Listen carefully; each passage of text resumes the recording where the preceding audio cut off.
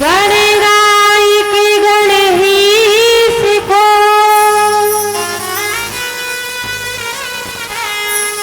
सब पति ही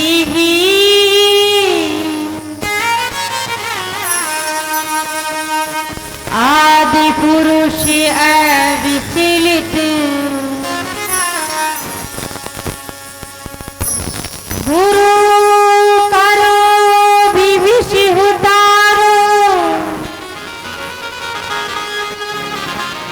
बहुजल पारा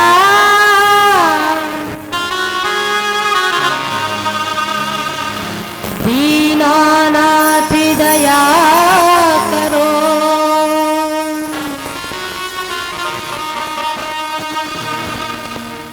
देख किन्हरा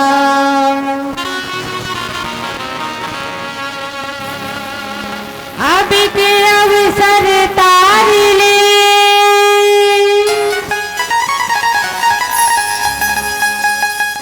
गुरु जग तारण जगदीश,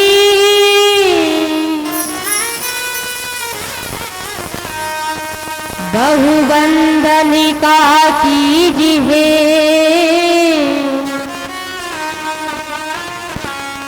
भजन विश्वाही।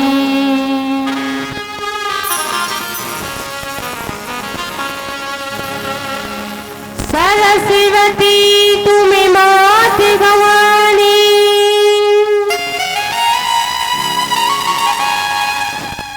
दे हृदय मम ज्ञान,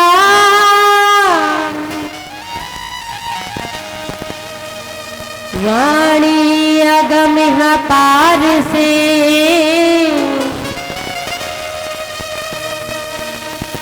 पाहु अनुभव ज्ञान।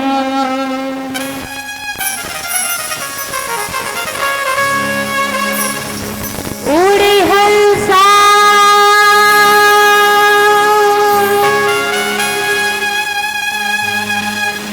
सगर बसे,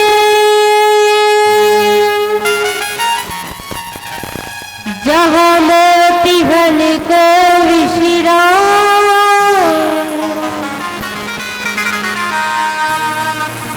हंसा ने हंस सुहागन, मेरा छोड़ काग विवाह।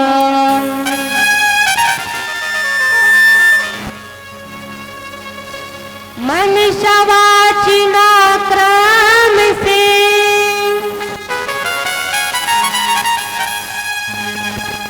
करे प्रेम रोला,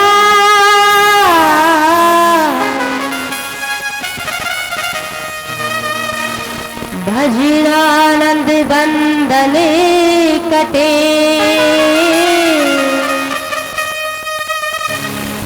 उतरे बहुजल पार।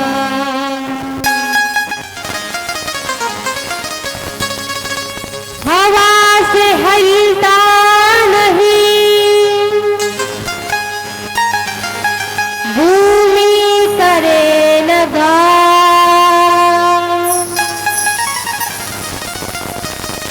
जल से गीला हो नहीं,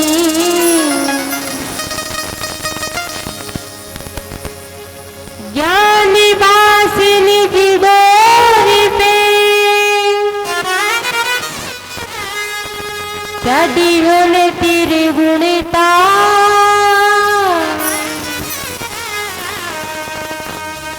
मन मस्तक माने नहीं, अपनी छोड़े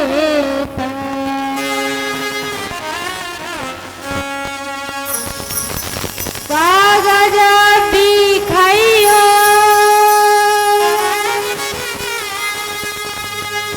थोड़ी चुन चुन खाइयो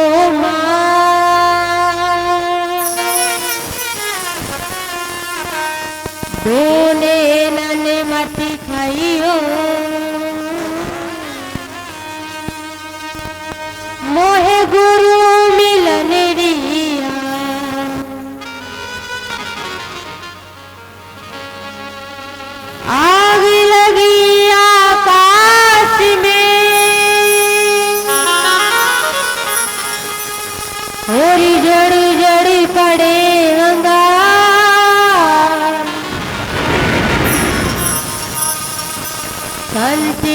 होते जगत में, जल मरता संसार।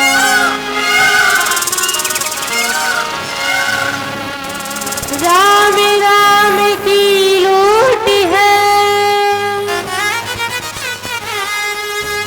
और लूट सके तो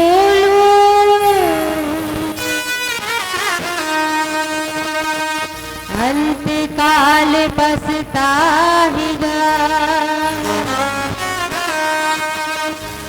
जब प्राण जाएंगे।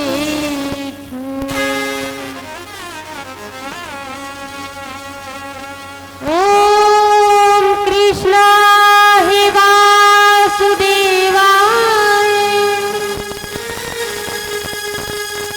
हरि हे परमात्मा,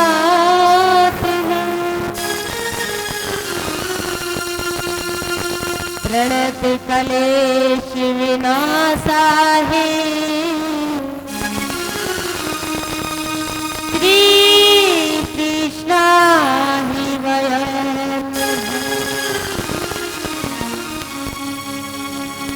ओम कृष्णाय वासुदेवाय,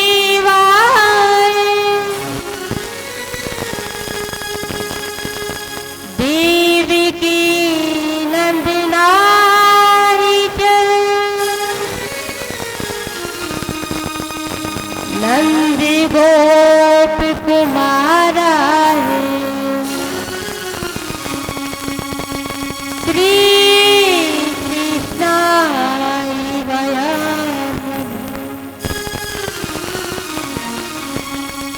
बोले कृष्ण कन्हैया लाल की, खाटू नरेश की, राधे रमण सरकार की, गौर मुकट बंसी वाले की।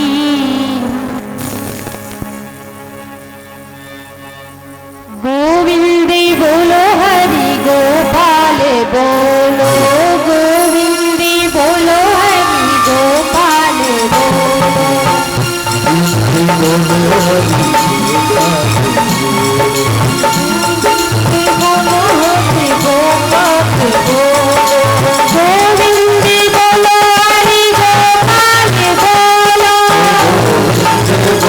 हरि गोपाल बोलो, राधा रमण हरि गोविंद बोलो, राधा रमण हरि गोविंद बोलो। हरि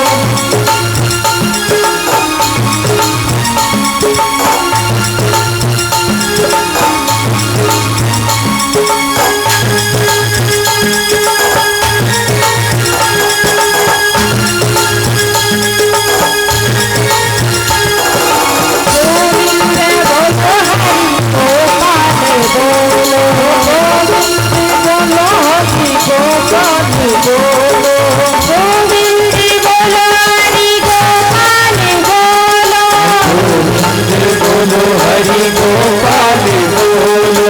राधा रमण हरि गोविंद बोलो, राधा रमण हरि गोविंद बोलो,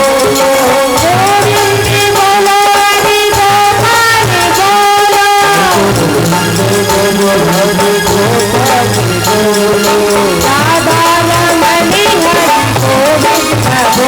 गोविंद बोलो, राधा रमण हरि गोविंद बोलो। गोविंद बोलो हरि गोपाल बोलो, बोलो हरि गोपाल बोलो, राधा रमण हरि गोविंद बोलो, राधा रमण हरि गोविंद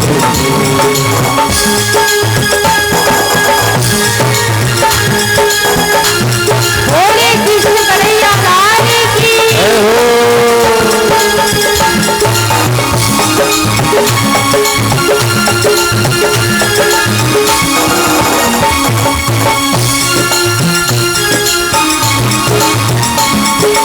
गोविंद बोलो हरि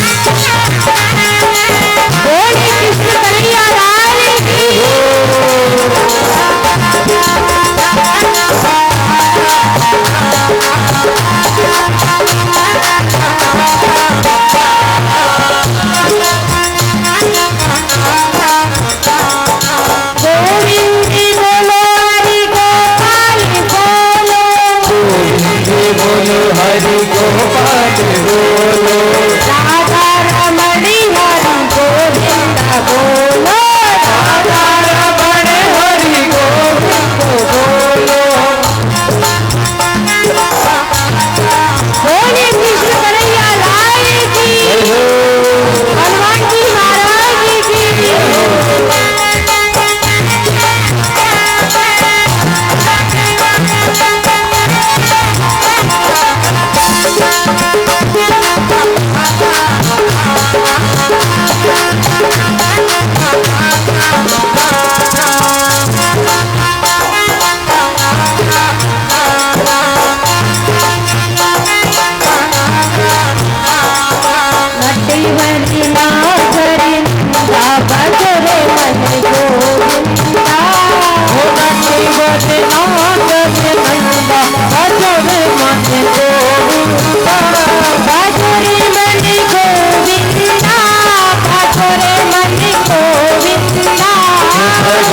मथे गोविंदा भजोरे मथे गोविंदा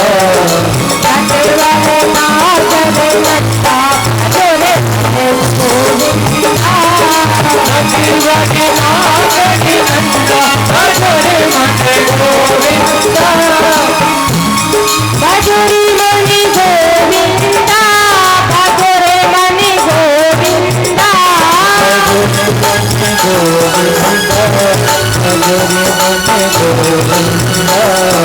घटे बड़े लाडले भजोरे मने गोविंदा घटे बड़े लाडले भजोरे मने गोविंदा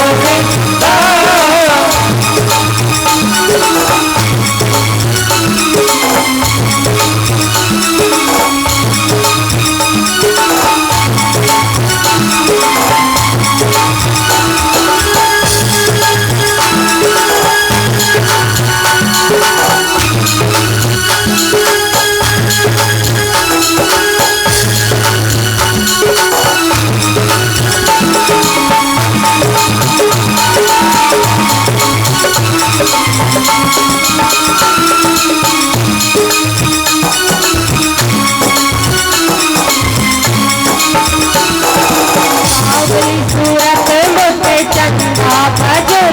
मने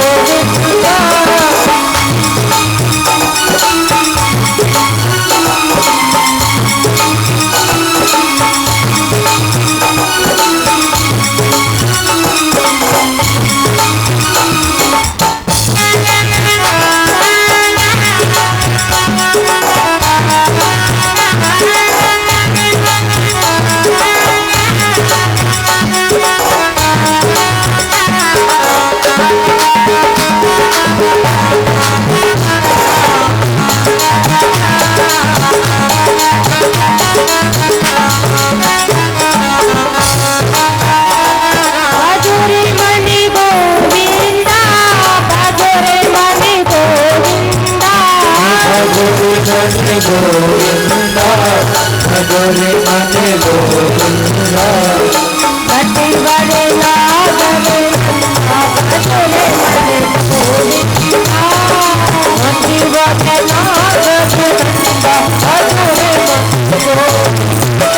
भजोरे मने गोविंदा भजोरे मने गोविंदा भजोरे मने गोविंदा घटे बड़े लाडले भजोरे मने गोविंदा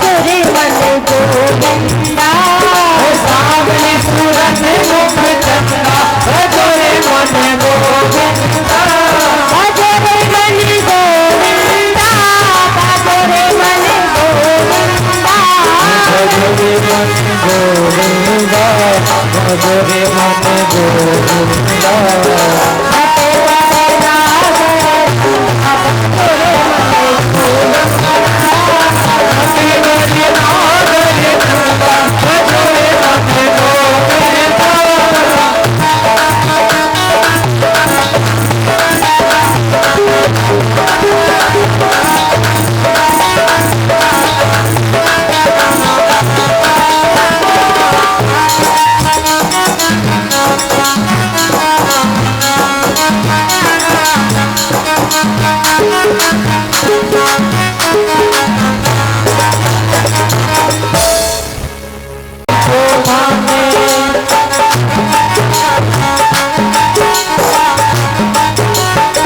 हरि राम मेरा पिछू माने सेवा मेरा पिछू माने सही मेरा पिछो माने सेवा मेरा पिछो माने अर्ज करूं गुरुताने चरणा मेरा पिछू माने मैं अर्ज करूं सुल्ताने चरना मेरा पिछो माने हरि राम मेरा पिछू माने सेवा मेरा पिछू माने चरना मेरा पिछो माने सेवा मेरा पिछो माने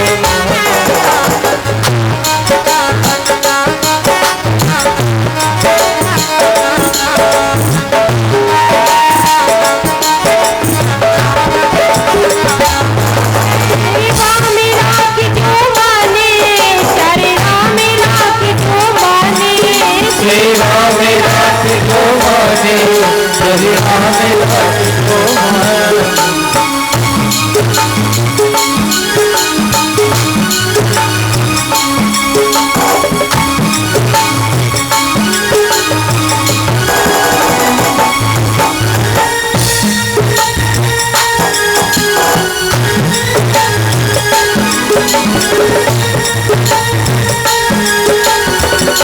बोले सद्गुरु महाराज की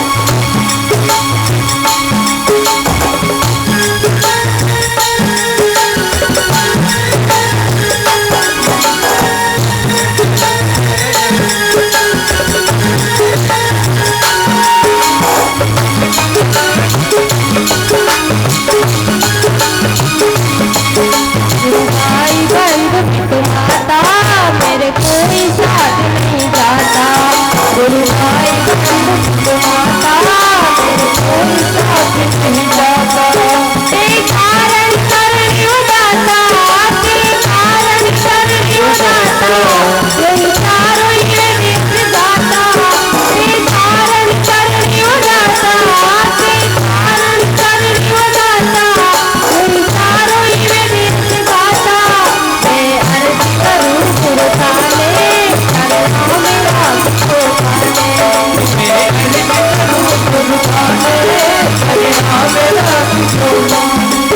हरि राम मेरा पिछो माने सेवा मेरा पिछो माने हरि राम मेरा पिछो माने सेवा मेरा पिछो माने मैं अर्ज करूं गुरुदाता चरणा मेरा पिछो माने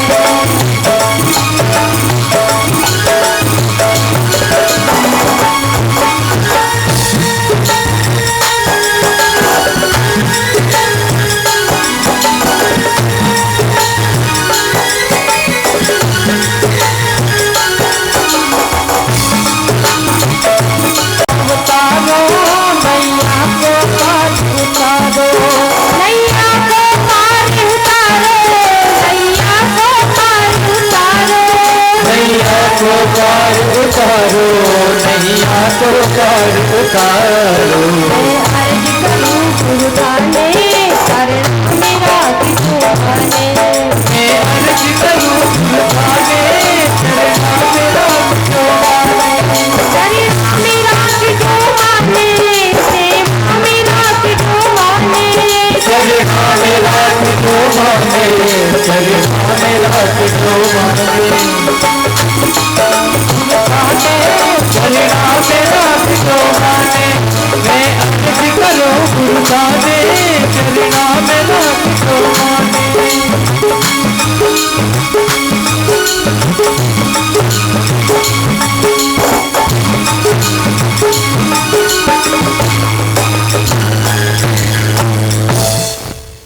बोले कृष्ण कन्हैया लाल की जय।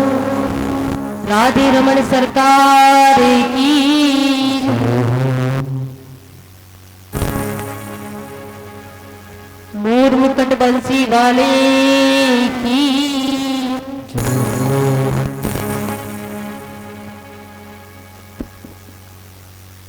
परम कृपाल परम दयालु भगवान श्री बाल कृष्ण लाल के चरणों में दंडवत प्रणाम कर श्री सदगुरुदेव भगवान के चरणों में दंडवत प्रणाम कर जगत जननी गो माता के चरणों में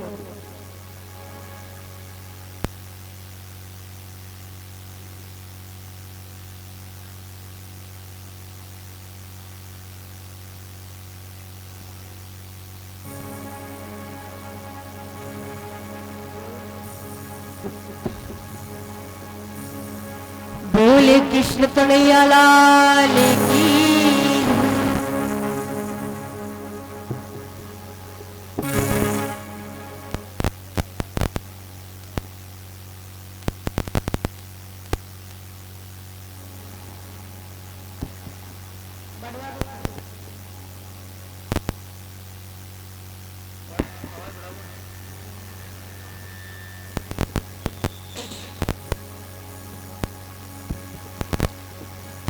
बोले कृष्ण कन्हैया लाल की राधे रमन सरकार की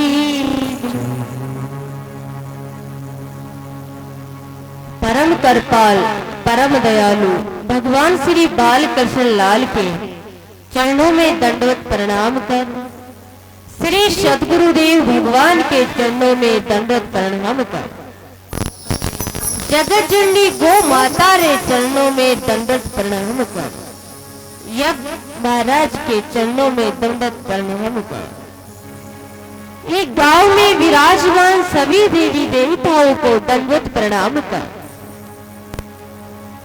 पांडाल में विराजमान सभी भक्तों के अंदर विराजमान परमात्मा को प्रणाम कर मंच पर विराजमान सभी भक्तों के अंदर विराजमान परमात्मा को प्रणाम कर एक गांव में विराजमान सभी देवी देवताओं को दंडवत प्रणाम कर अपने अपने माता पिता के चरणों में दंडवत प्रणाम कर अपने अपने गुरुजनों के चरणों में दंडवत प्रणाम कर मनुष्य जीवन मिल जाने के बाद मन में विचार आता है कि मेरा मनुष्य जीवन किस प्रकार से सफल हो। भगवान की बहुत असीम कृपा हुई है जब जाकर ये मनुष्य जीवन मिला है। भगवान अगर चाहता तो हमें और कुछ भी बना सकता था। भगवान ने हमें इंसान ही क्यों बनाया? क्योंकि 84 लाख योनि में भटकने के बाद कोई एक अच्छा कर्म करते हैं, उसके बाद हमें ये मनुष्य योनि प्राप्त होती है। अन्यथा भगवान चाहता तो हमें पशु भी बना सकता था।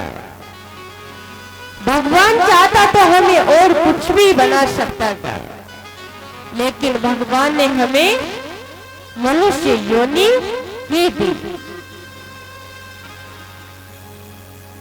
मनुष्य योनि ही एक ऐसी योनि होती है जिसमें अगर खुद इंसान चाहे तो खुद का कल्याण स्वयं कर सकता है, लेकिन खुद का कल्याण स्वयं जब करता है जब वो अच्छे कर्म करता है, भगवान की भक्ति करता है, उस परमात्मा को स्मरण करता है,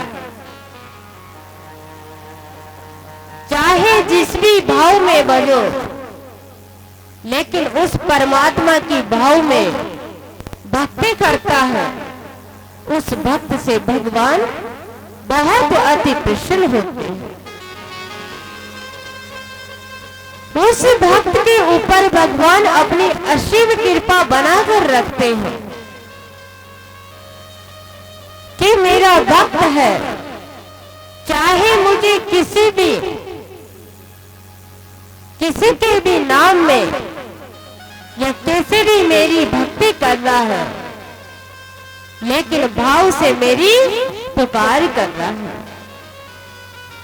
तो भगवान उस भक्त का साक्षात उद्धार करते हैं।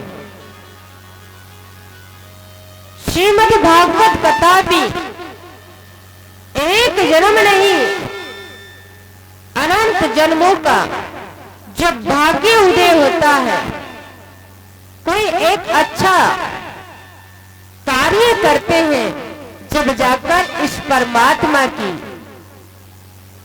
भक्ति का और भगवान की लीलाओं को, कथाओं को सुनने का सौभाग्य मिलता है। अन्यथा जलरा जीवरी स्थिति है कि जलरा जीव संसार में आए हैं, संसार में पैदा हुए हैं, और एक दिन जब भगवान श्री राम का बुलावा आएगा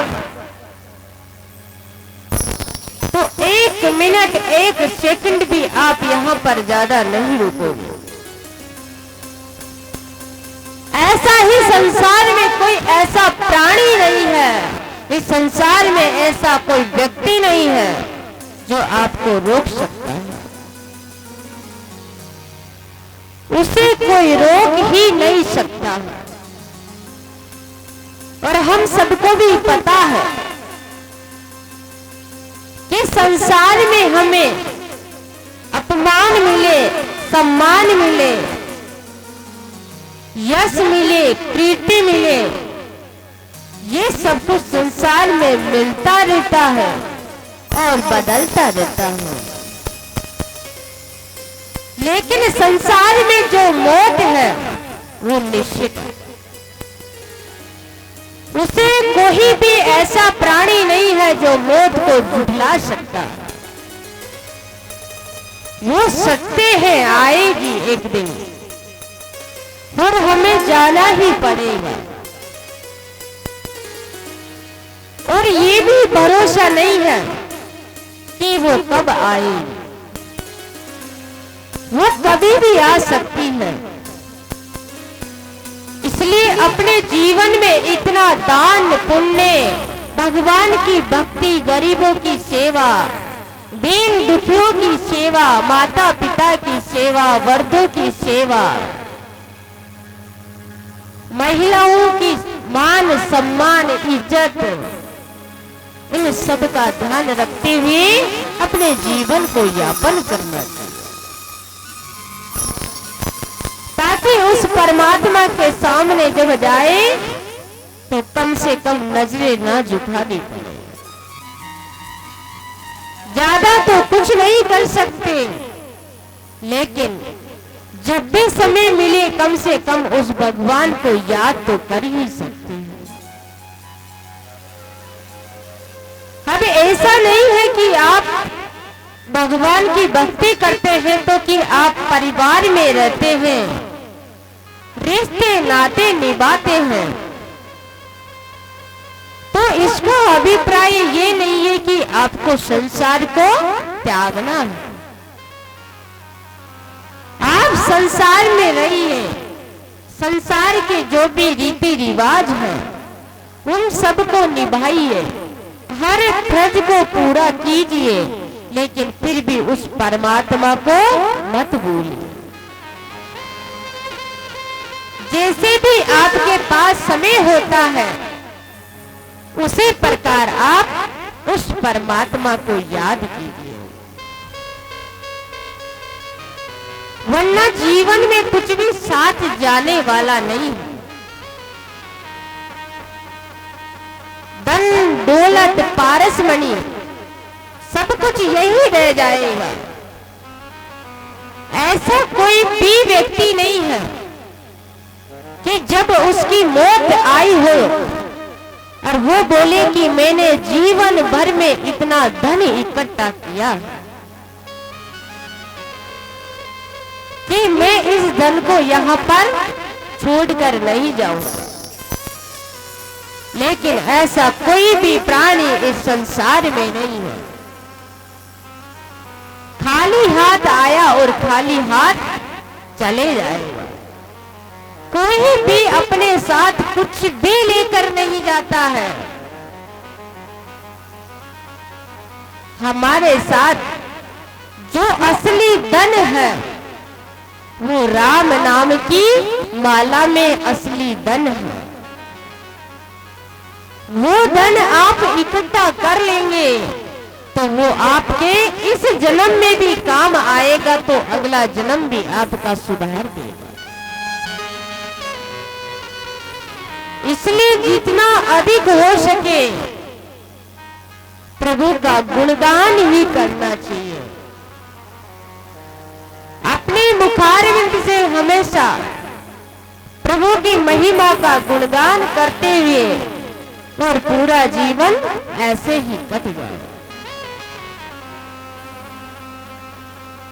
भक्त प्रहलाद की भक्ति से भगवान इतने प्रसन्न होते हैं और इतने खुश होते हैं, ऐसी भक्ति उनकी, ताकि साक्षात खंबे के अंदर भी साक्षात भगवान ने नरसिंह अवतार धारण करके और साक्षात भगवान वहां पर प्रकट हुए। जब भक्त का भाव भगवान की भक्ति में लग जाता है और भाव से भगवान को भजते हैं, तो वो परमात्मा तो हर कण कण में विराजमान होते हैं। हर कण कण में उस परमात्मा का वास होता है। सच्ची लगन जब उस प्रभु से लग जाती है तो संसार के हर रिश्ते नाते एक झूठ मिथ्या लगने लगता है। उस परमात्मा की भक्ति के आगे संसार तो क्या है, एक तुच्छ सा लगने लगता है। लेकिन सच्ची लगन जब उस परमात्मा से होती है तब। भक्त प्रहलाद भी भगवान से यही प्रार्थना करता है कि प्रभु आप मेरे ऊपर ऐसी कृपा बनाए रखो ताकि मेरा मन कभी इस संसार में भटके नहीं। आपकी माया बड़ी अलौकिक है, बड़ी यहाँ पर संसार में आकर व्यक्ति बड़ा विचलित हो जाता है, क्योंकि आपने जो ये संसार की रचना की है। लेकिन भगवान कहते हैं कि मैंने संसार की रचना की है, मैंने इसलिए संसार की रचना की है ताकि तुम मेरी भक्ति करे तो तुम्हें कोई दुख ना हो,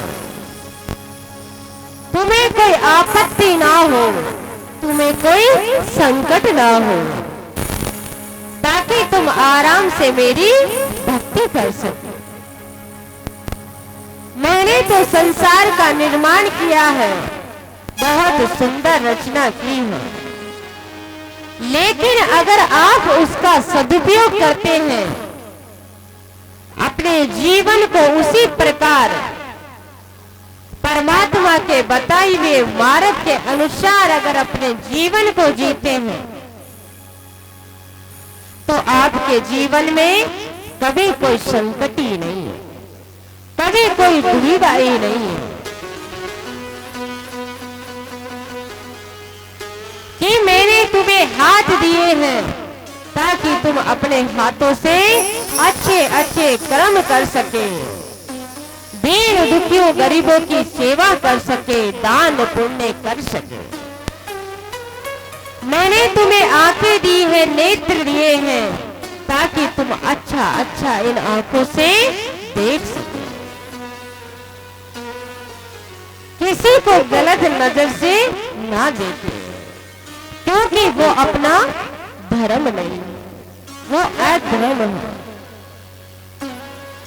और जब प्राणी अगर अधर्म पर चलता है, अधर्म के मार्ग पर चलता है, सत्य पथ को छोड़कर असत्य के रास्ते पे चलता है, तो भगवान भी उसका सहारा नहीं देते हैं। मैंने तुम्हें पैर दिए इसलिए दिए ताकि तुम तीर्थ यात्रा कर सको, मेरे मंदिर तक आ सको। तुम्हें जिह्वा दी है इसलिए दी है ताकि तुम मुखार बिंद से हमेशा मेरा ही स्मरण करते रहो, मेरी ही भक्ति का गुणगान करते रहो। उनसे जाके पूछो जिनके आंखें नहीं होती है, जिनके पैर नहीं होता है, उनके ऊपर क्या गुजरती है। कभी उनके दर्द का अनुभव किया है आपने? तो बोले तुम्हें तो इतना अच्छा सुंदर शरीर दिया है, फिर क्यों व्यर्थ में चिंता करते हो। प्रभु का गुणगान करके अपने जीवन को सफल बनाओ, यही रास्ता है आपके पास। एक बालक होता है, अपने माँ और अपने पिताजी की बहुत सेवा किया करता था। सब साथ के सखा उसके साथ में रहते थे, सब उसे बोलते थे कि थोड़ी देर तू खेल भी लिया कर, हमारे साथ तो कहीं चलता ही नहीं है। लेकिन वो बालक हमेशा यही कहता था कि मुझे जिस परमात्मा ने मुझे भेजा है, माता पिता की भक्ति के लिए, उनकी सेवा के लिए जो मेरा जन्म हुआ है, पहला कर्तव्य मेरा वह है कि मैं उनकी सेवा करूं। और उस बालक ने ऐसी सेवा करी ताकि साक्षात भगवान भी उसकी भक्ति से प्रसन्न होकर साक्षात उसके द्वार पर आते हैं। और जैसे ही उसके द्वार पर आते हैं, जैसे ही अलग जगाते हैं कि भिक्षाम देवी भिक्षाम देवी, लेकिन वो छोटा सा बालक कहता है कि आप रुकिए, थोड़ी देर में आता हूं, मैं अभी अपने माता पिताजी की सेवा कर रहा हूं,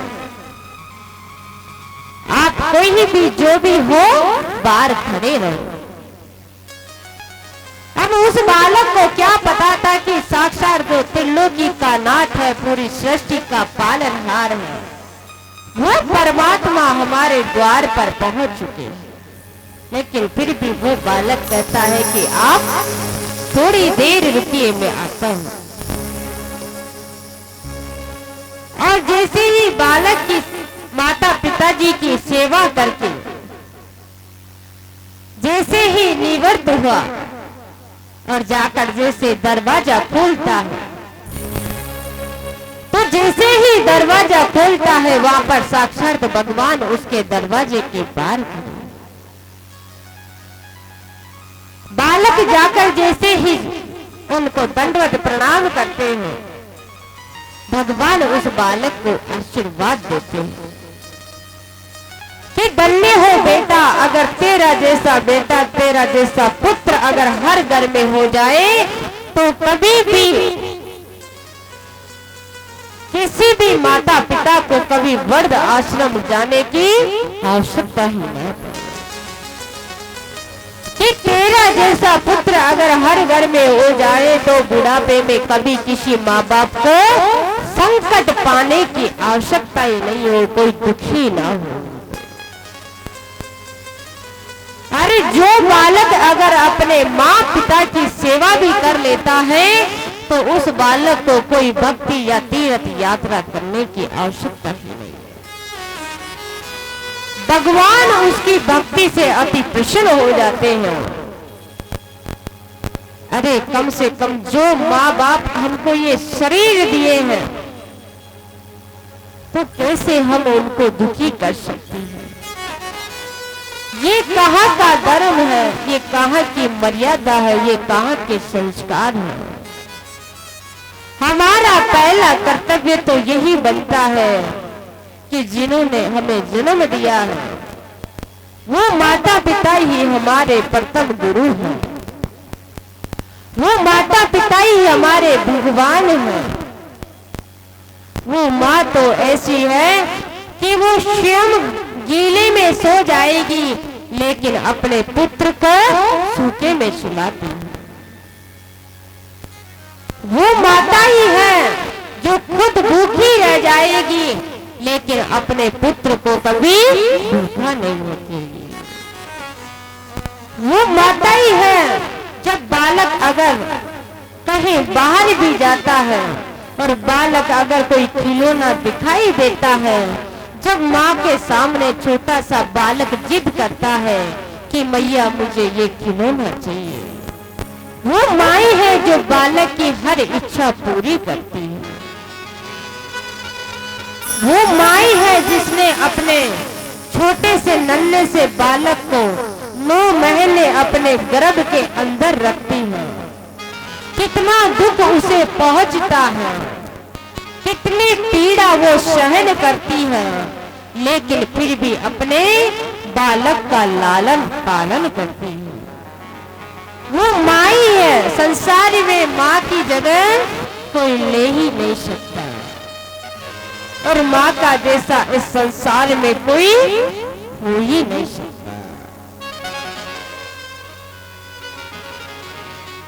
तो कितनी अच्छी है, तो कितनी भोली है, प्यारी प्यारी है ओ माँ।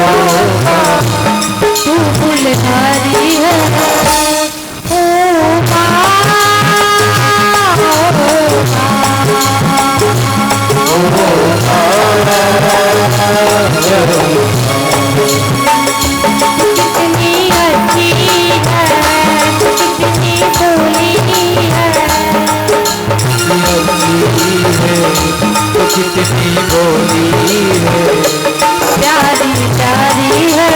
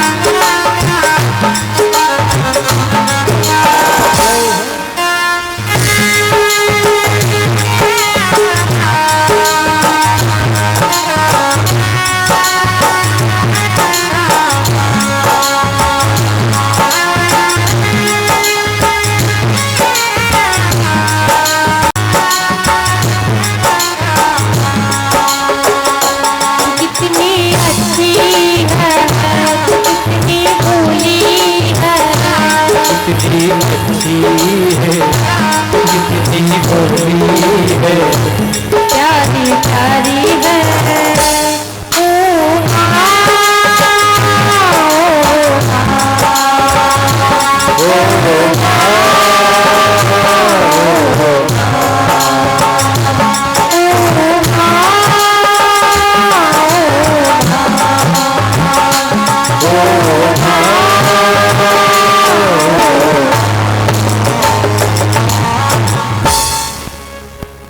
कृष्ण कन्हैया लाल की,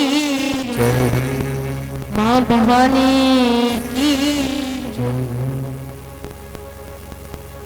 तो माँ तो ऐसी होती है कि माँ की जगह इस संसार में कोई ले ही नहीं सकता, और माँ का जैसा इस दुनिया में कोई हो भी नहीं सकता।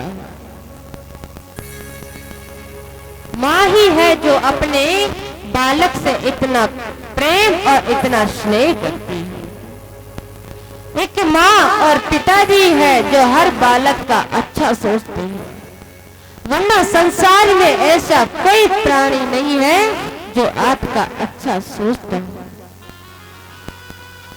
तो भक्त प्रहलाद से भगवान कहते हैं कि मैंने संसार की तो रचना की है, लेकिन इस संसार को आप भगवत दृष्टि से देखो। इस संसार में लाख बुराई आपको मिलेगी, लेकिन एक अच्छाई आपको इस संसार में अवश्य मिलेगी। आप उस एक अच्छाई को अपने जीवन में उतारो, उस एक अच्छाई को अपने जीवन में ग्रहण करो, ताकि आपका कल्याण हो जाए। इसलिए भगवान कहते हैं कि मैंने तो संसार की भी सुंदर रचना इसलिए की है ताकि तुम्हें कोई दुविधा न। एक सेठ जी जो गांव में पानी की बहुत समस्या थी, सारी महिला पानी भरने के लिए बहुत दूर जाया करती थी, और जब तक वो वापस लौट कर आती थी, जब तक गांव में उनके छोटे छोटे बालक थे, वो छोटे छोटे बालक वहां पर रोते थे।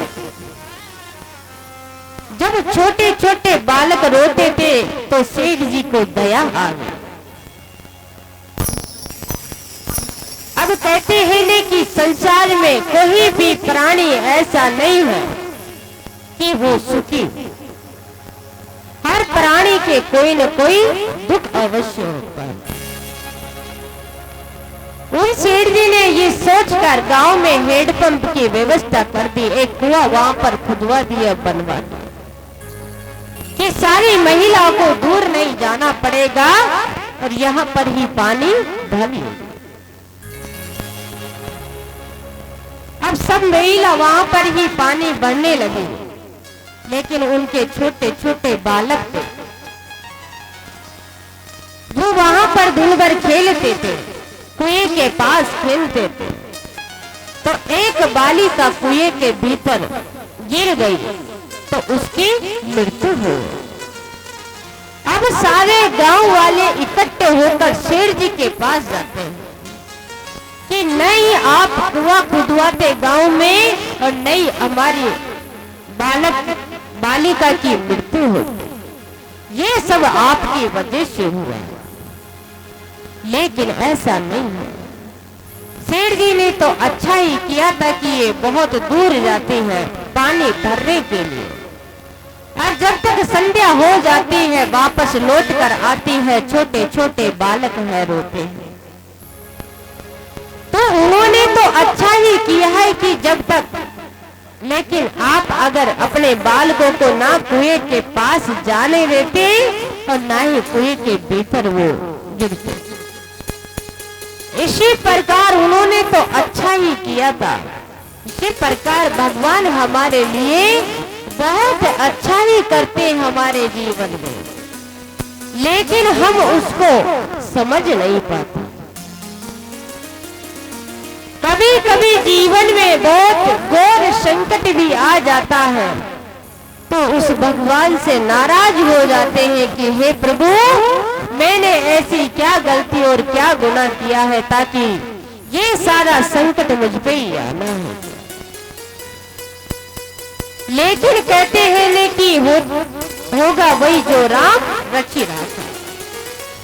भगवान जीवन में किसी भी व्यक्ति के अगर दुख भी देता है तो वो सोचिए उस वक्त अगर दुख भी आ रहा है तो ये तो कोई छोटा सा दुख है,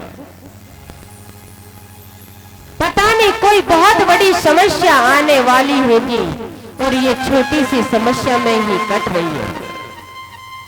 इसलिए जीवन में कभी दुविधा और संकट भी आए तो उस वक्त ये समझिएगा कि ये सब प्रभु की ही मर्जी है, ये सारी प्रभु की ही लीला है। सब कुछ भगवान के ऊपर छोड़ देना चाहिए। कोई तन दुखी कोई मन दुखी, जन वितरते उदास, थोड़े थोड़े सब दुखी, सुखी राम का दास। इस संसार में ऐसा कोई प्राणी नहीं है जो अपने ये खुद कह सकता है कि मैं संसार में सबसे सुखी प्राणी हूँ। हर इंसान को संसार में कुछ न कुछ दुख अवश्य रहता है। एक सेठ जी बहुत धनवान थे, लेकिन उनके घर में कोई बोल नहीं सकता, किसी को गलत संगत में जाने का शिकार हो गए। तो इसी प्रकार हर व्यक्ति को कुछ न कुछ दुख अवश्य होता है। तन की संपन्नता और मन की संपन्नता और धन की संपन्नता, ये तीनों एक साथ कभी भी किसी भी प्राणी को जीवन में एक साथ नहीं मिलती। किसी को क्या दुख है तो किसी को क्या सुख है। हर व्यक्ति के जीवन में ये सब कुछ चलता रहता है। इस संसार में जो सुखी है वही प्राणी है जो भगवान पे सब कुछ अपना समर्पित कर रखा है कि हे भगवान, सुख भी आए तो ज्यादा सुखी नहीं होना और दुख भी आए तो दुख में कभी घबराना नहीं। सब कुछ भगवान के ऊपर न्यौछावर कर देना। तो वो परमात्मा ऐसे दयालु, कृपालु, सर्वशक्तिमान, सर्वव्यापक है कि वो आपके हर दुख का निवारण कर देते हैं, हर संकट, हर दुविधा को मिटा देते हैं। कबीरा सब जग निर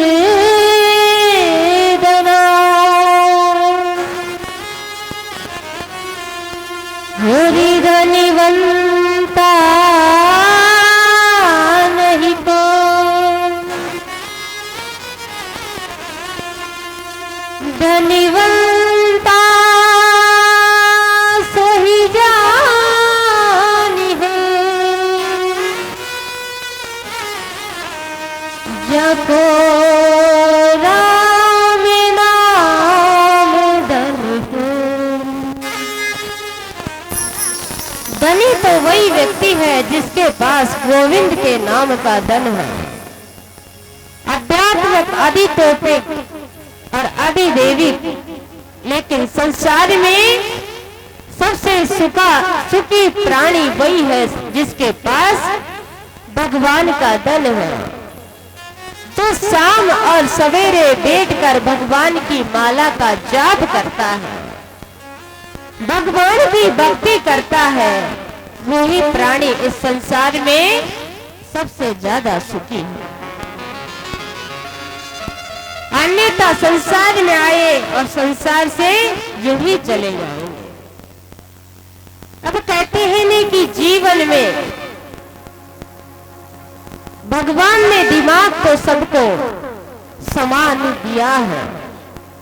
सबको अगर भगवान ने 10% अगर सबको दिमाग दिया है तो सभी के पास वही दिमाग है, लेकिन कोई व्यक्ति उसे ज्यादा काम में लेता है, कोई व्यक्ति उसे कम काम में लेता है, कोई व्यक्ति उसको किस रास्ते के लिए काम में लेता है, कोई भक्ति के लिए काम में लेता है, कोई पढ़ाई के लिए काम में लेता है, कोई संसार की बातों के लिए काम में लेता है, कोई चोरी इत्यादि करने के लिए काम में लेता है, कोई गलत संगत में लग जाता है तो उसमें काम में लेता है।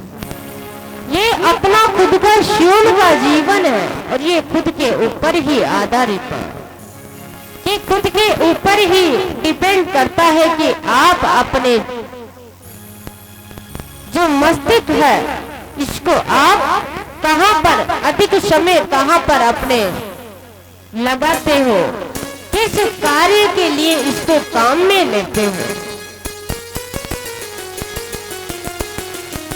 एक बार राज दरबार से अकबर उनकी छोटी राजकुमारी राजमहल से बाहर चली जाती है, और जब राजमहल से बाहर जाती है तो उनके पैर में एक कांटा चुभ जाता है। अब देखिए कि यहाँ पर बुद्धि का कितना, जिसके पास दिमाग होगा, बुद्धि होगी, वही व्यक्ति ऐसे कोई भी बड़ी से बड़ी समस्या भी होगी तो उसका निवारण झट से कर लेगा, उसे वक्त भी नहीं लगेगा। तो पैर में कांटा चुभ गया, छोटी सी बालिका थी, जैसे ही घर वापस आती है रोने लग गई। अपने पिताजी को अपनी पुत्री के प्रति प्रेम उबड़ आया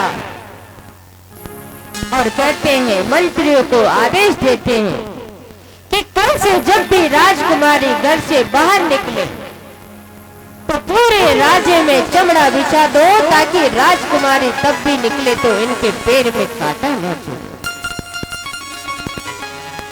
मंत्रियों को आदेश तो मिल गया। मंत्रियों ने सोचा कि इतने सारे चमड़े की व्यवस्था कहां से करेंगे, इतना सारा चमड़ा कहां से लेकर आएंगे, पूरे राज्य में तो बहुत सारे चमड़े की आवश्यकता है। अब ये भी सब दिमाग का ही खेल है। इतने में बीरबल के पास जाते हैं और बीरबल के पास जाके कहते हैं कि ऐसी वैसी बात है, राजा की आज्ञा है कि पूरे राज्य में चमड़ा बिछा दो, लेकिन इतना सारा कहां से लेके आए।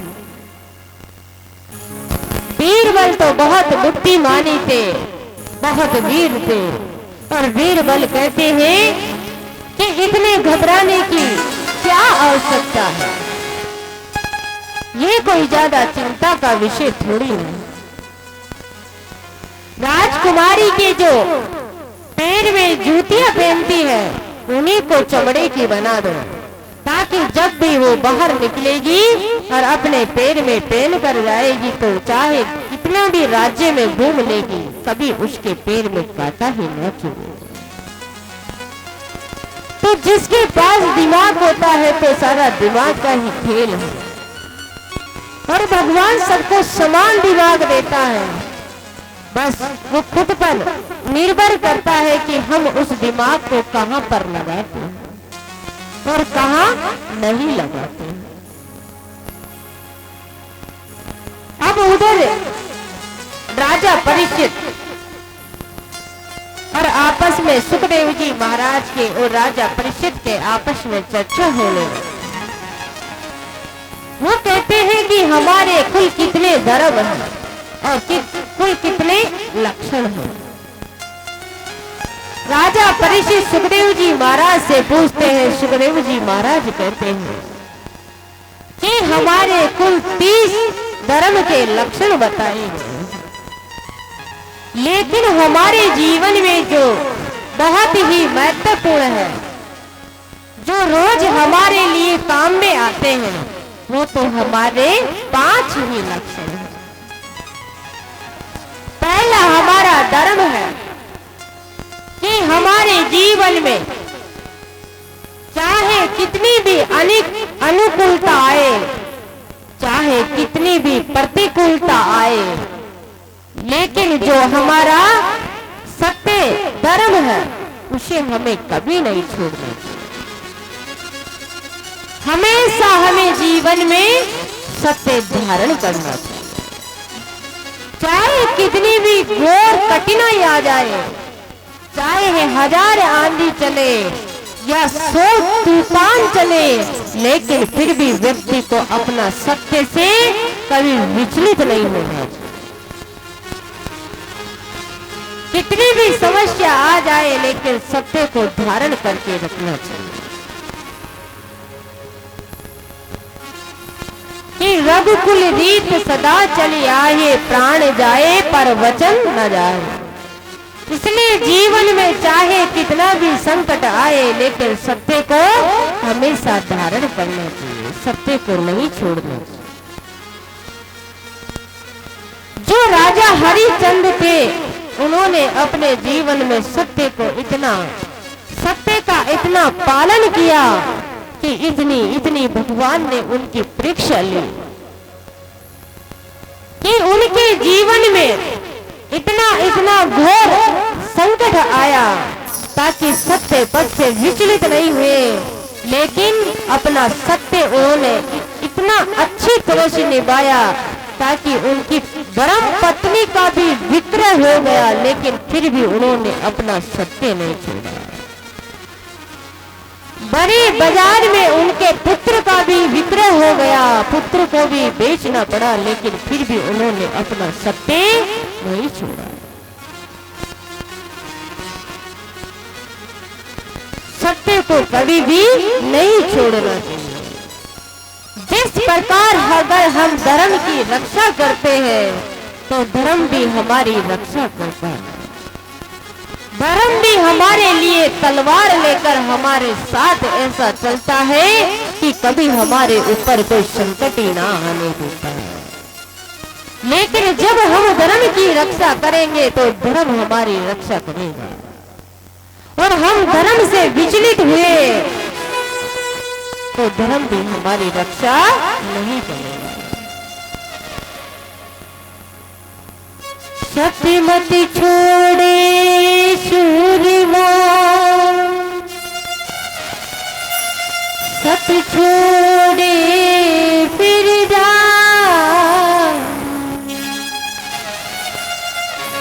सत्य की बाती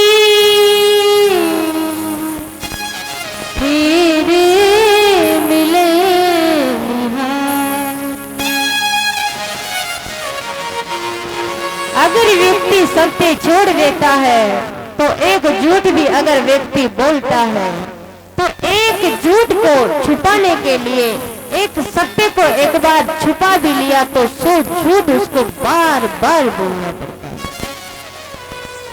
और कोई व्यक्ति अगर आपके सामने है, आप उसे अगर एक बार बोल दोगे तो आपका कार्य सरल हो जाएगा। और एक झूठ बोला और फिर वापस आपकी झूठ पकड़ी गई, फिर वापस और झूठ बोलोगे तो बार बार झूठ बोलना पड़ता है।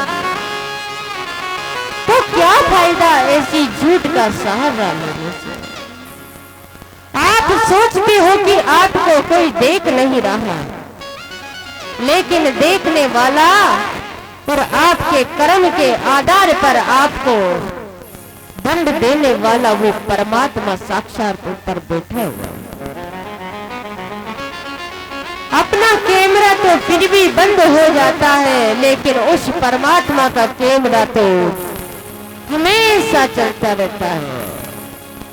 दुनिया तो आप में हजार बुराई कोसेगी, हजार बुराई आपके भीतर ढूंढेगी, बोलेगी कि ये ऐसा प्राणी है, ये दुनिया का काम है, लेकिन हमेशा उस परमात्मा की नजर में सही होना चाहिए। उस परमात्मा की नजर में सही बन के रहो, भगवान की नजर में कभी गिरना नहीं, क्योंकि वो परमात्मा ही है जो आपको इस सृष्टि लोक पर भेजा है। और जितनी सांसें जिस दिन पूरी हुई, एक मिनट भी नहीं लगेगी अपने पास बुला लेगा। अपने पास बुलाने के बाद ऐसा कभी हुआ है कि जिस प्रकार एक माँ अपने पुत्र से इतना प्रेम करती है, लेकिन कभी पुत्र की मौत आती है, भगवान उसका बुलावा भेजते हैं, तो कभी ऐसा हुआ है संसार में कि पुत्र से पहले माँ गई हो कि बेटा बुलावा तेरा आया है, लेकिन तुझसे मैं बहुत घनिष्ठ प्रेम करते हो, तेरी जगह मैं चली जाती हूँ, लेकिन ऐसा कभी नहीं होता। जिसका बुलावा आता है उसी को जाना पड़ता है, चाहे आपसे कोई कितना भी घनिष्ठ प्रेम क्यों न करे।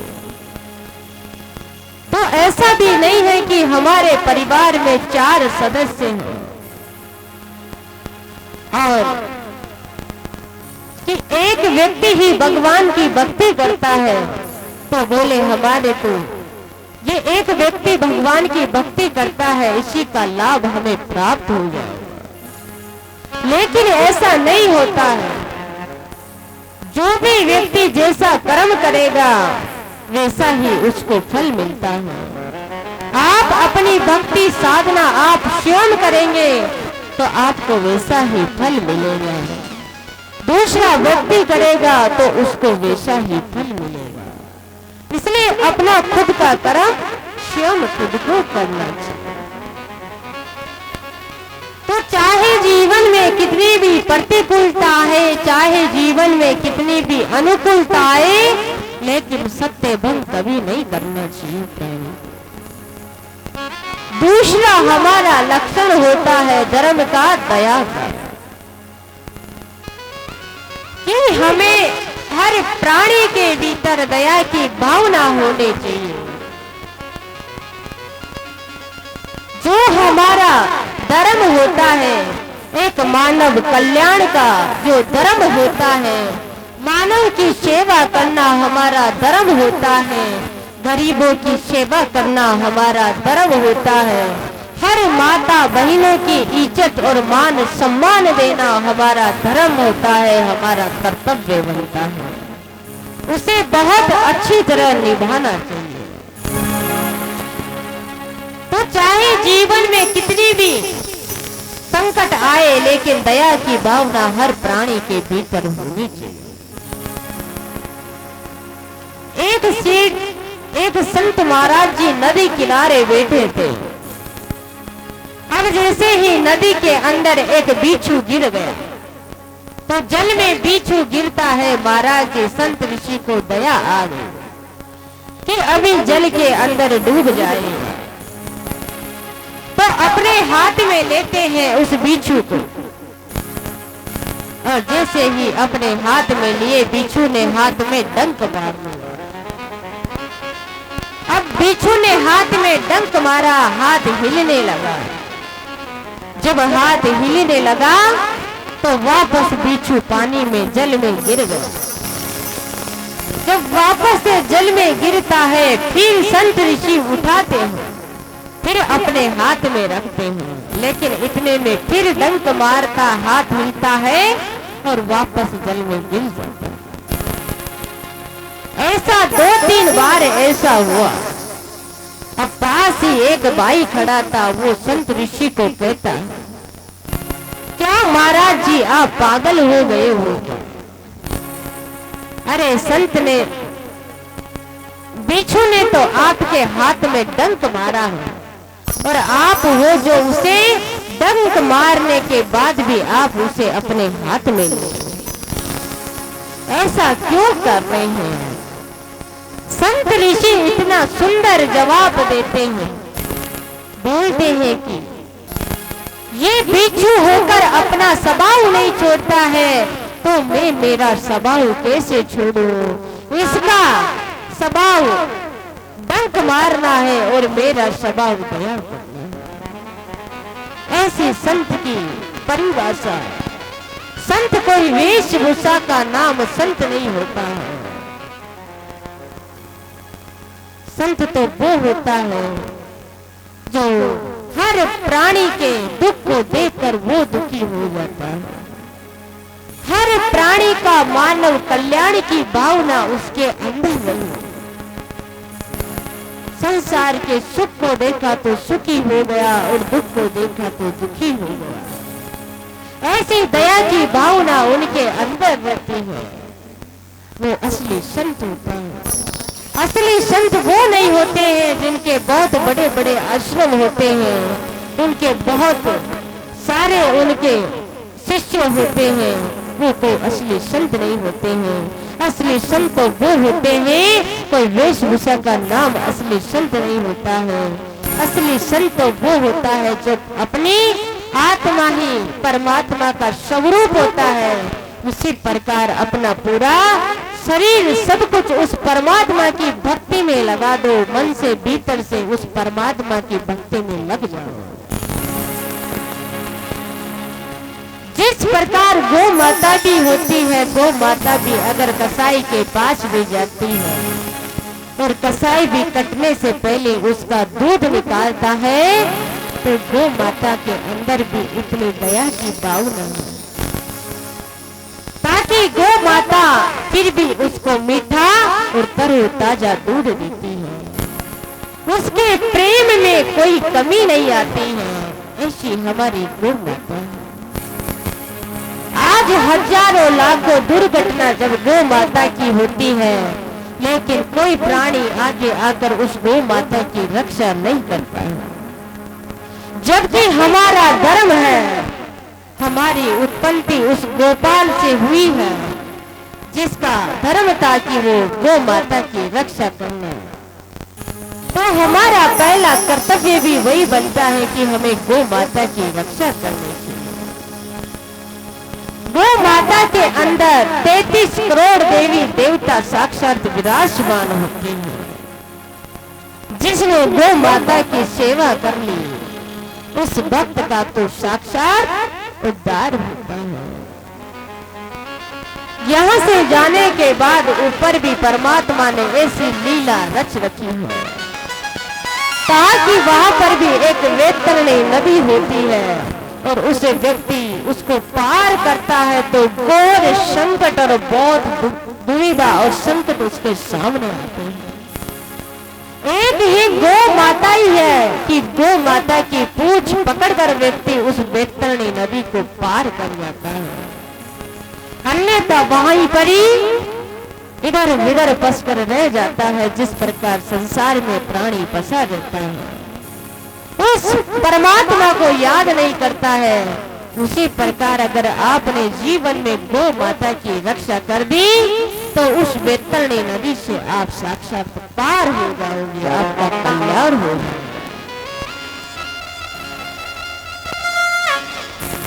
छोटी छोटी गैया छोटे छोटे गाल, छोटी छोटी गैया छोटे छोटे श्याम बरण मेरो मदन गोपाल हरि, श्याम बरण छोटी छोटी गैया छोटे छोटे गाल, छोटी छोटी गैया छोटे छोटे गाल, छोटे छोटे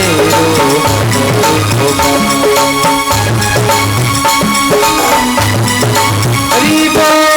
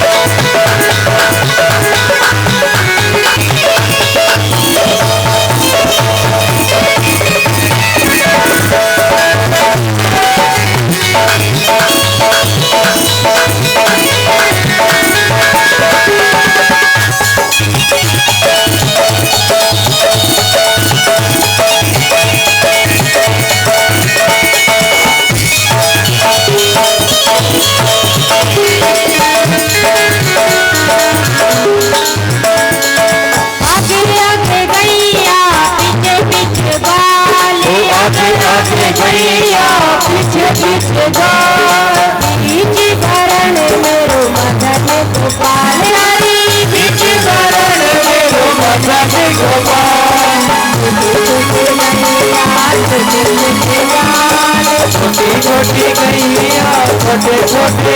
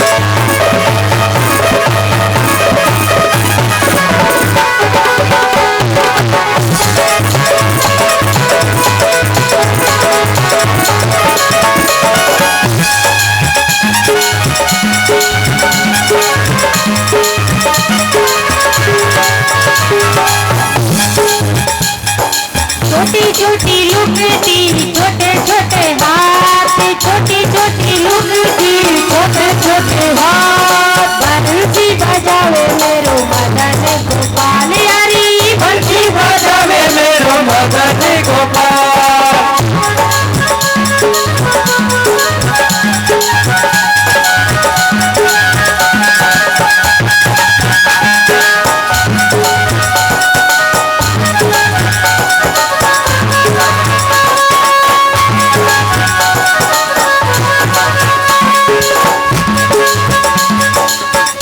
छोटी कैया छोटे छोटे गाल, छोटी छोटी कैया छोटे छोटे गाल, छोटे से मेहरो मदन गोपाल यारी, छोटा सा मेरो मदन गोपाल।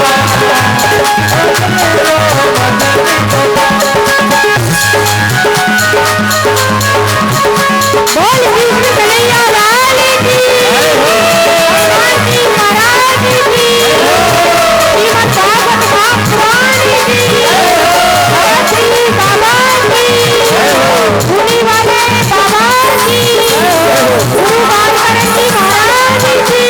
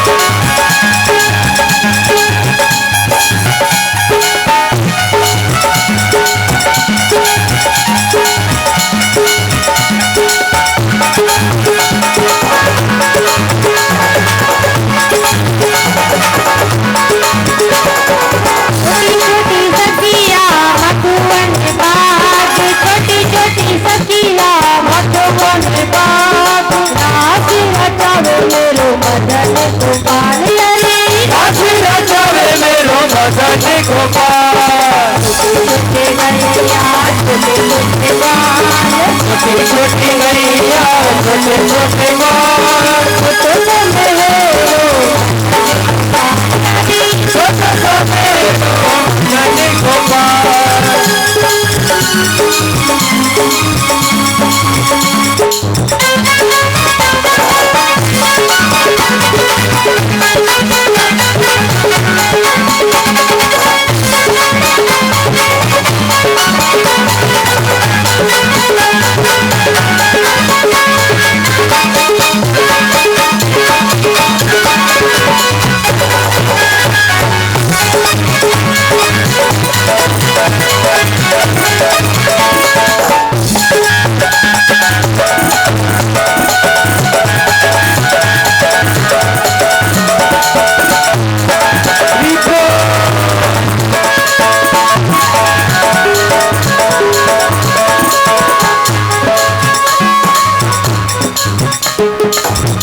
कारी गैया गोरे गोरे गाल, कारी गैया गोरे गोरे गाल, शाम भरण मेरो मदन गोपाल यारी, श्याम भरण मेरो मदन गोपाल।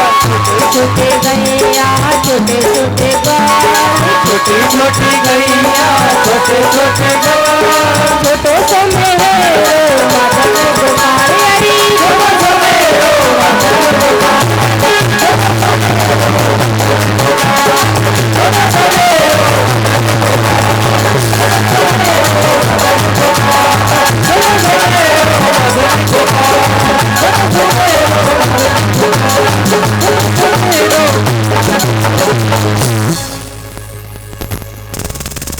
बोली कृष्ण कन्हैया लाल की। जीवन में कभी होता है तो सो होता है जो अच्छे के लिए होता है। एक बार अकबर और बीरबल जंगल में जाते हैं। शिकार खेलने के लिए जैसे ही जंगल में वो चले जाते हैं तो वहां पर जाते हैं और शिकार खेल ही रहे थे। इतने में जल्दीबाजी जैसे ही शिकार करते हैं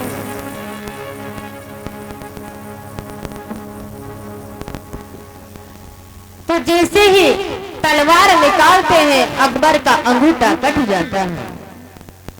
और अकबर का अंगूठा कटता है तो बीरबल भी उनके साथ में थे, कई सारे सैनिक भी उनके साथ में थे। अकबर सभी सैनिकों को आदेश देते हैं कि जाइए और जड़ी बूटियां लेकर आइए, इतना सारा खून बह रहा है, आपको दया नहीं आती है। जैसे ही अकबर का बोलना हुआ वहां पर बीरबल खड़े थे। बीरबल कहते हैं कि कोई बात नहीं महाराज श्री, आपकी थोड़ी बहुत ही तो लगी है, और जीवन में जो होता है सो अच्छे के लिए ही होता है, इतनी क्या घबराने की आवश्यकता है। और जैसे ही बीरबल ऐसे कहते हैं अकबर को गुस्सा आ जाता है और गुस्से में अपने सैनिकों को आदेश देते हैं कि जाओ और सवेरा होते होते बीरबल को बहुत कड़ी से कड़ी सजा दो और सवेरा होते होते इनको मृत्यु दंड दे दो। अब इतनी सी बात एक इतनी बड़ी हो गई। उधर बीरबल को ले जाया जाता है, उनके साथ बहुत मारपीट की जाती है। अब जंगल में अकबर बच गए, इनके साथ एक दो सैनिक भी बचे।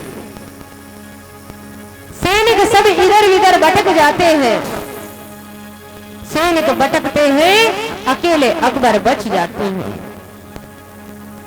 वहां पर कुछ लोगों का समूह आता है और अकबर को पकड़ कर ले जाते हैं। और जैसे ही अकबर को पकड़कर ले जाया जाता है और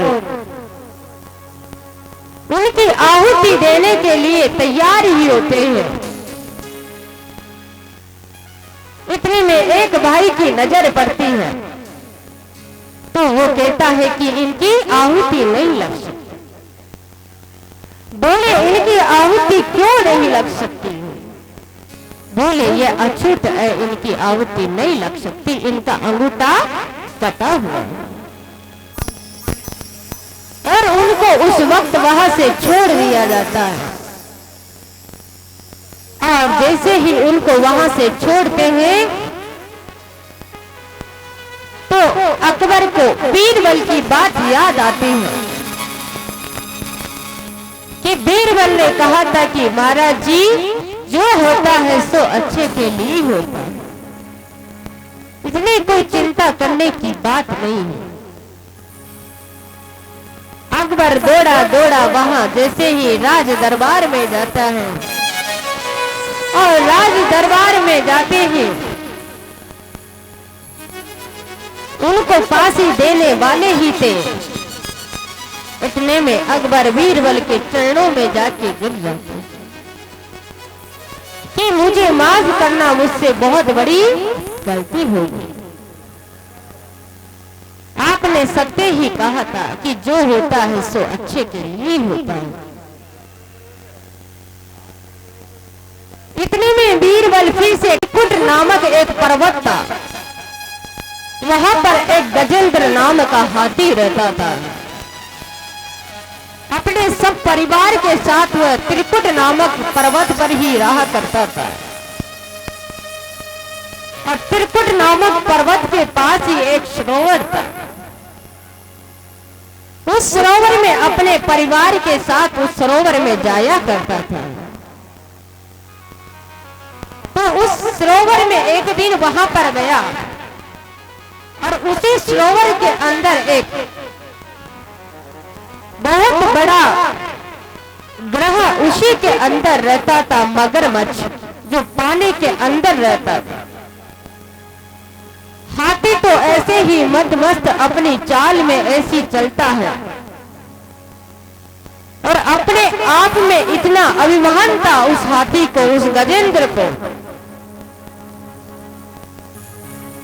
तो जैसे ही जल में स्नान कर रहे थे, इतने में उनका पैर बहुत बीच में गहरे पानी के भीतर जल के अंदर चला जाता है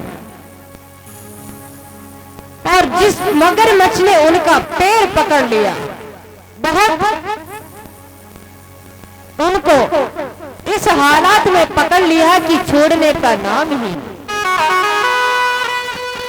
फिर भी गजेंद्र का अभिमान चूर चूर नहीं हुआ। फिर भी गजेंद्र को यह अभिमान था कि अगर मैं चाहूं तो ये बोले पानी का जानवर मेरा क्या बिगाड़ना है, मैं चाहूं तो एक सेकंड में अभी मेरा पेट छुड़वा भी सकता है। लेकिन धीरे धीरे ऐसे गहरे बीच पानी जल के अंदर चला गए और जो मगरमच्छ था वो जल में रहने वाला था, उसकी शक्ति बढ़ती गई और धीरे धीरे गजेंद्र की शक्ति कम होती गई। और जैसे ही गजेंद्र की शक्ति कम होती गई तो अपने साथ सब परिवार के सबको कहता है कि आप मेरा हाथ थाम लो, मुझे बचा लो। लेकिन कोई भी उनकी सहायता नहीं कर रहा है। अंत में सबसे हार जाते हैं और अंत में उस भगवान से प्रार्थना करते हैं कि हे द्वारिका के बीच मेरी रक्षा करो, हे पिता परमेश्वर आओ मेरी रक्षा करो, मेरी नैया इस बहु सागर से आप ही पार लगाओ। और साक्षात भगवान वहां पर कैसे प्रकट होते हैं।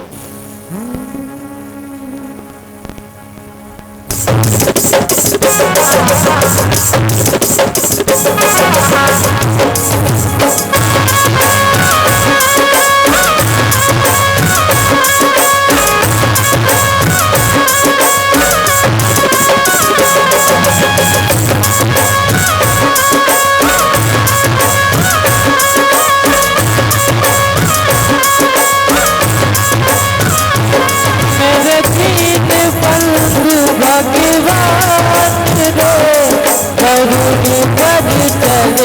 भगवान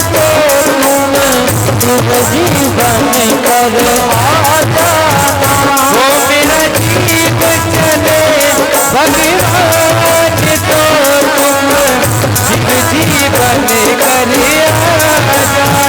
वो मेरे जीव बंधु भगवान रो करुण बन चल कर आ जाना। वो मेरे जीव बंधु भगवान रे करुण बन चल कर आ जाना।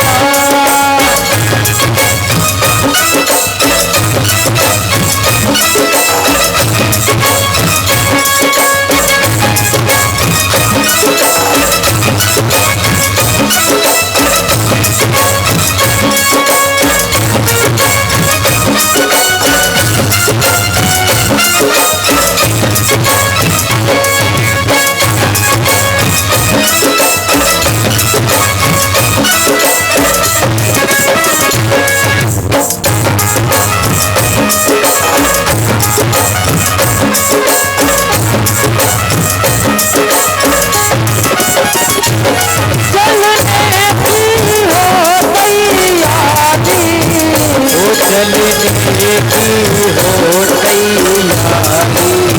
वो तब जोड़ा मिले ना गाड़ी। वो तब जोड़ा मिले ना गाड़ी। वो मेरी सैया छूटो घनश्याम तो तुम नैया दे कब आ जाना। वो मेरी सैया छूटे घनश्याम तो तुम नैया दे कर आ जाना। वो मेरे बंधु भगवान रो करुण बन चल आ जाना। वो मेरे बंधु भगवान रे करुण बन चल आ जाना।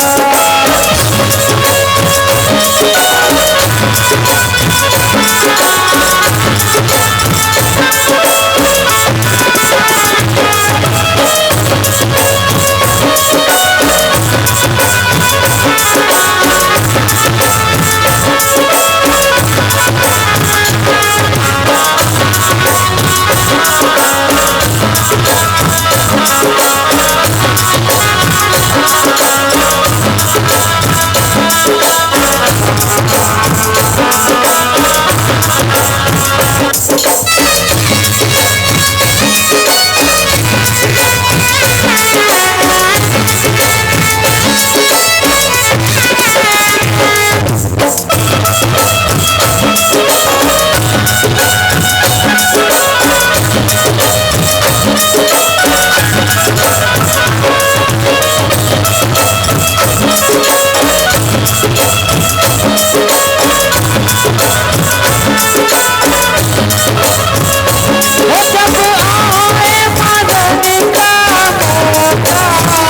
धोखा कहीं हो ना जाए धोखा। वो कहीं हो ना जाए धोखा।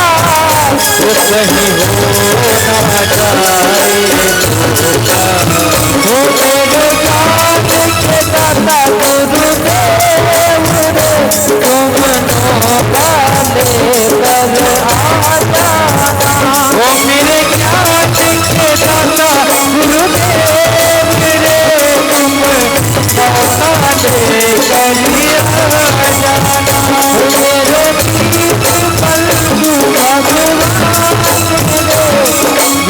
रे गरुड़ पर चल आ जाना। वो मेरे जीत बंधु भगवान रे गरुड़ पर चल आ जाना। वो मेरे जान के दाता गुरुदेव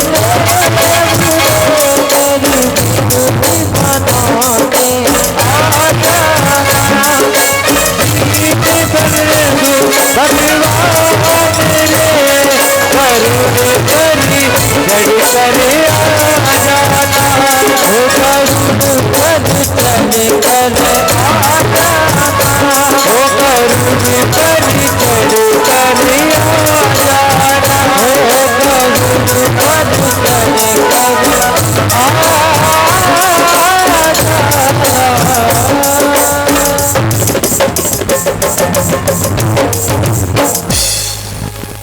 बोले कृष्ण कन्हैया लाल की। और जैसे ही गजेंद्र की पुकार हुई कि हे द्वारिकाधीश मेरी रक्षा करो, पिता परमेश्वर भगवान मेरी रक्षा करो, और भगवान वहां पर साक्षात अपना विराट रूप दर्शन कराते हैं गजेंद्र को। और जैसे ही अपना सुदर्शन चक्र फेंकते हैं तो गजेंद्र को जो मगरमच्छ ने पांव को पकड़ रखा था और उसका उद्धार करते हैं, और मगरमच्छ साक्षात भगवान के धाम पहुंच जाता है। और जैसे ही गजेंद्र वहां पर पहुंचता है, गजेंद्र कहता है कि प्रभु ये आपकी क्या लीला है, सारा कार्य तो इन्हीं के द्वारा हुआ, सारी लीला तो इन्हीं कारण हुई, पर आपने इनको अपनी धाम में क्यों लेकर आए। भगवान कहते हैं कि जिसने मेरा भक्त का पैर ही पकड़ लिया तो उसे मैं नरक लोक कैसे भेज सकता था, इसलिए मैं इसे अपनी धाम लेकर आया। फिर राजा ऋषि सुखदेव जी महाराज से पूछते हैं कि सुखदेव जी महाराज आप मुझे ये बताइए कि ये जो गजेंद्र था और जो ग्रह था मगरमच्छ, ये पिछले जन्म में क्या था, ताकि भगवान को साक्षात आना पड़ा इनका उद्धार करने के लिए और अपनी धाम लेकर जाना। सुखदेव जी महाराज राजा परीक्षित से कहते हैं कि ये जो ग्रह था ये पिछले जन्म में पुटर नामक एक गंधर्व था, अपने परिवार के साथ इसी सरोवर में आया करता था। जब इसी सरोवर में आया करता था, एक संत ऋषि बहुत गहरी अपनी भक्ति में लीन थे, परमात्मा का स्मरण कर रहे थे। जब उस परमात्मा की भक्ति कर रहे थे, हेलो, पानी वाले भाइयों से निवेदन है कि कूलरों में पानी नहीं है, बड़े कूलरों में पानी नहीं है, कूलरों में आप पानी भरवाए, खाली मोटर चल रही है, निवेदन है पानी भरवाए। बोले कृष्ण कन्हैया लाल की जय। तो जो ग्रह था ये पिछले जन्म में उटर नामक एक गंधर्व था, अपने परिवार के साथ इसी सरोवर में आया करता था। वो सरोवर में आता था, वहां पर संत ऋषि अपनी गहरी तपस्या कर रहे थे। तो उटर नामक गंधर्व अपने बालकों से कहता है कि अभी देखना, मैं जाकर संत ऋषि के पैर पकड़ता हूं, और पैर पकड़ते ही आपको बहुत खुशी होएगी, इनका दंड कमंडल किधर भगेगा। और संत ऋषि का बहुत प्रेरित हो जाएंगे। और जाकर गंधर्व ने जाकर उस सरोवर के बीच में जाकर जो संत ऋषि तपस्या कर रहे थे उनके तपस्या में भंग कर दिए, बीच में जाकर उनके पैर पकड़ लिए, और वैसा ही हुआ कि उनका दंड कमंडल किधर गया। एक छोटी सी बच्ची उनके माता पिता से बिछुड़ गई है। जिस किसी की भी बच्ची हो कृपया आके ले जाए, ऊपर उठा बच्ची। एक छोटी सी बच्ची है, कोई की मम्मी जहाँ कहीं भी है, माँ से निवेदन है अपनी बच्ची को ले जाए।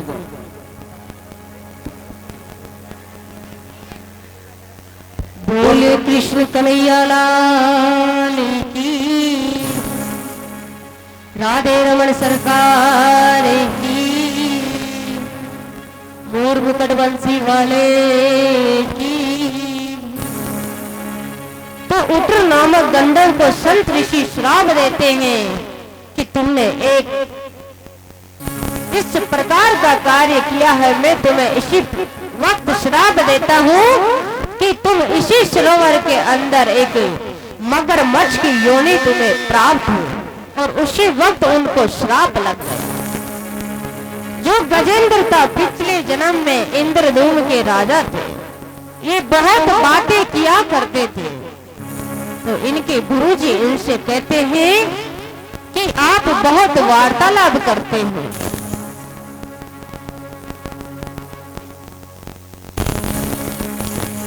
कि आप कुछ समय के लिए थोड़ा सा मौन धारण लिया करो।